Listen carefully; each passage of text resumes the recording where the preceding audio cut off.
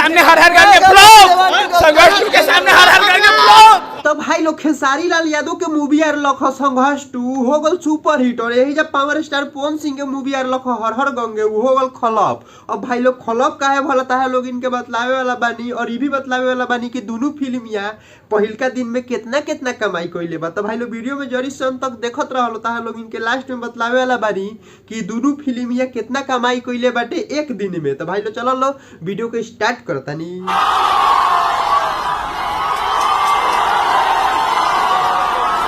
छापरा ज्योति cinema hall में इतना public गौर लख संघर्ष 2 मूवी देखे खाती इतना पब्लिक गौर लख का बतलाई तारा लोग इनसे यार सही बतलाओ तनी यार। खेसारी लाल यादव के गाड़ी ठीक से चल ना पाओ तो लखा काहे कि पब्लिक के कमी ना रखा काहे कि पब्लिक जितना संघर्ष 2 देखे खातिर गौर लखा उससे ज्यादा पब्लिक उनका से मिले खातिर गौर लखा खेसारी लाल यादव से।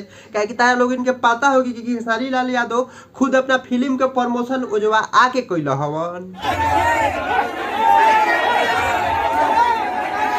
तो भाई ताहा लोग इनके एक और बात बतला दी जो तू लोग भीड़ देखत रहो छापरा ज्योति सिनेमा हॉल में के हटे। भाई ताहा लोग इनके बतला दिए जब खेसारी लाल यादव पहुंच रहन त खुद उंगरा चले के मतलब जगह ना रख काहे कि ताहा लोग इनके पता हो जो वीडियो डिस्प्ले पर चला देख सकत रहो कि खेसारी लाल यादव के कैसे उनकर बॉडीगार्ड उनका के पार करत लो।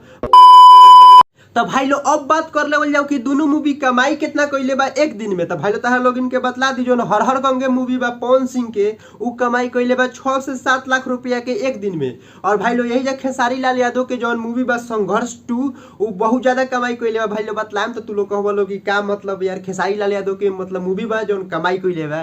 तो भाई लोग ताहा लोग से बतला दी 30 से 35 लाख रुपया के कमाई कइले बा संघर्ष 2। अब सोच सकत रहो भाई लोग एक दिन में जब इतना कमाई कइले बा तो ये फिल्म मतलब हिट बाटे और खेसारी जौन मतलब पवन सिंह के फिल्म बाटे उ खलप बाटे।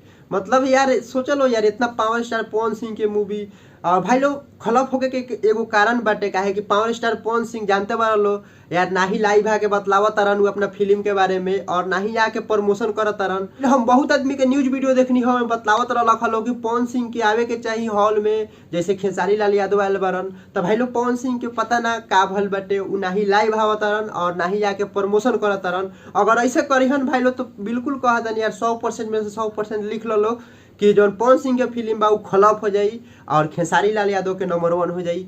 काहे कि तारा लोग इनके पता हो कि जब एक दिन में इतना कमाई कइले बा तो दूसर का तीसर का भी कितना दिन बाटे पता नहीं कितना करोड़ कमाई करी। हमें लगता कि अब जौन है फरिश्ता मूवी आयल बाटे एकरो टक्कर मतलब टक्कर दे के आगे निकल जी। काहे कि तारा लोग इनके पता हो यार इतना ही मूवी के चर्चा बानू भाई लोग का बतलाई तारा लोग इनके। तो भाई लोग तारा लोग इनके वीडियो कैसा लागल है यार कमेंट करके बताई। हेलो मिलल जी फिर से नया वीडियो में, तब तक के लिए बाय बाय।